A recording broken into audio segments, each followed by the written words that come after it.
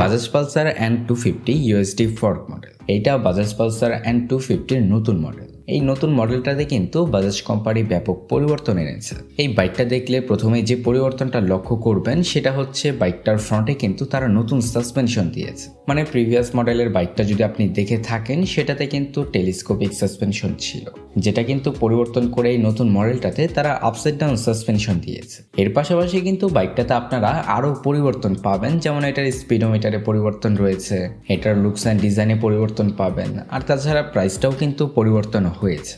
আজকের এই ভিডিওতে এই বাইকটাতে কি পরিবর্তন করা হয়েছে, এমনকি এর নতুন প্রাইসটা কত, এমনকি বাংলাদেশে এই বাইকটা যখন আসবে তখন এটার বাজার মূল্যটা কত হবে সেটা জানাবো আজকের এই ভিডিওতে। প্রথমেই লুকস অ্যান্ড ডিজাইন নিয়ে যদি বলি, বাইকটা দেখতে শুনতে বিগত মডেলের মতো লাগে। এই বাইকটাকে তারা বেশ কয়েকটা নতুন কালার ভেরিয়েন্টে লঞ্চ করেছে। এর পাশাপাশি এই বাইকটাতে তারা নতুন কিন্তু গ্রাফিক্স অ্যাড করেছে। এর ফলে বাইকটা দেখতে কিন্তু বিগত মডেলের থেকেও অনেকটা অ্যাগ্রেসিভ লাগে। এর পাশাপাশি সবকিছু আপনারা বিগত মডেলের মতো পাবেন, তবে এই বাইকটার লুকস অ্যান্ড ডিজাইনকে আরও বেটার করে তোলে এটার আপসাইড ডাউন সাসপেনশনটা।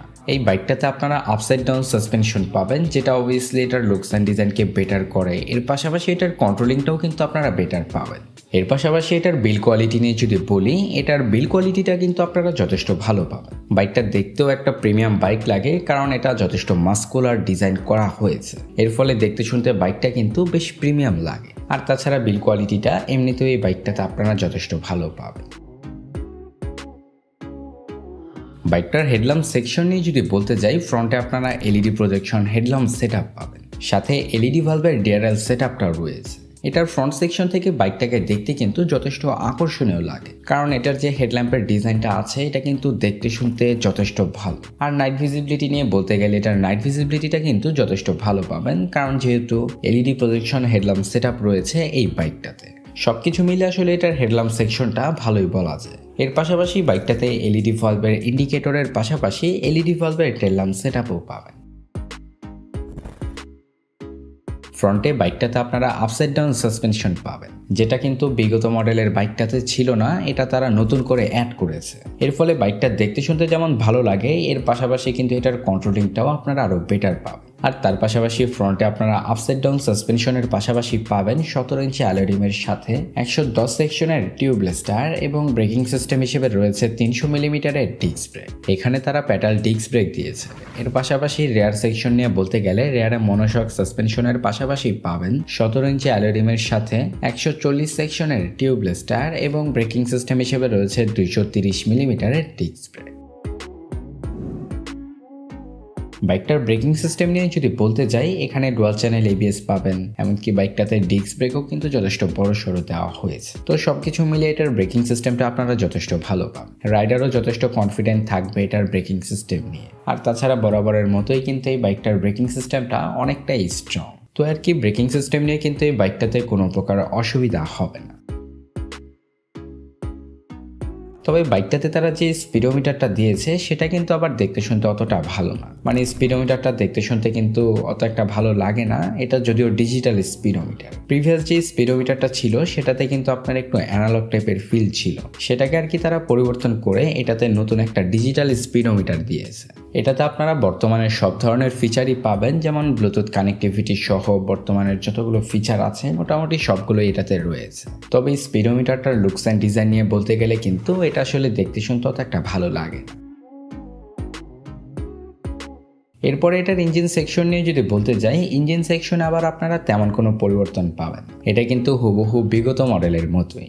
বাইকটাতে আপনারা ইঞ্জিন হিসেবে পাবেন 249.7 CC 4 stroke 2 valve single cylinder BS6FI oil কুল ইঞ্জিন।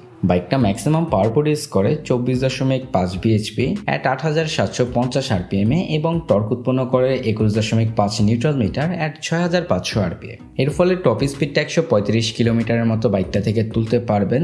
তবে মাইলেজটা একটু কম পাবেন এই বাইকটার থেকে। এই বাইকটা থেকে আপনারা মাইলেজ পাবেন অ্যারাউন্ড 30 থেকে 35 কিলোমিটারের আশেপাশে। আর বাইকটার স্পিডকে কন্ট্রোল করার জন্য এটাতে আপনারা পাবেন 5 স্পিড গিয়ার বক্স। ইঞ্জিন সেকশনটা কিন্তু তারা পুরোপুরি বিগত মডেলের মতোই রেখেছে, এখানে কিন্তু কোনো প্রকার পরিবর্তন করা হয়নি। তবে বাইকটাতে তারা যদি অয়েল কুলিং সিস্টেমের পরিবর্তে লিকুইড কুলিং সিস্টেম দিত তাহলে কিন্তু এটার পারফরমেন্সটা আরও বেটার পাওয়া যেত। এর ফলে ইঞ্জিনটাও তেমন একটা হিট জেনারেট করতো না। আর তাছাড়া বাইকটা যেহেতু অনেক পাওয়ারফুল, তো আমার মতে এই বাইকটাতে কিন্তু লিকুইড কুলিং সিস্টেমটা অবশ্যই দেওয়া উচিত ছিল। যাই হোক, এই ছিল বাইকটার ওভারঅল ইঞ্জিন সেকশনটা।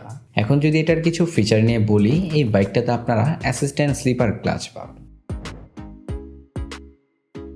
তো মোটামুটি এই ছিল বাইকটার ওভারঅল স্পেসিফিকেশন। এখন কথা বলি বাইকটা যখন বাংলাদেশে আসবে তখন এটার প্রাইস কেমন হতে পারে। এটার যে প্রিভিয়াস যে মডেলটা ছিল, মানে আপনার টেলিস্কোপিক সাসপেনশনের যে মডেলটা, সেটা বাংলাদেশের মার্কেটে পাওয়া যাচ্ছে 3,30,000 টাকায়। তো এটা যখন বাংলাদেশের মার্কেটে আসবে তখন এটার প্রাইসটা কিন্তু কিছুটা বাড়তে পারে। এটার প্রাইস 3,50,000 থেকে 3,45,000 টাকার আশেপাশে হতে পারে। আর তাছাড়া বাইকটা যখন বাংলাদেশে আসবে তখন কিন্তু এটার প্রাইসটা কিছুটা কম বেশি হবে। এই বাইকটা আপনাদের কাছে কেমন লাগলো সেটা কিন্তু কমেন্টে জানাতে ভুলবেন না। তো এই ছিল আজকের এই ভিডিওটা। দেখা হচ্ছে পরবর্তী কোনো নতুন ভিডিওতে।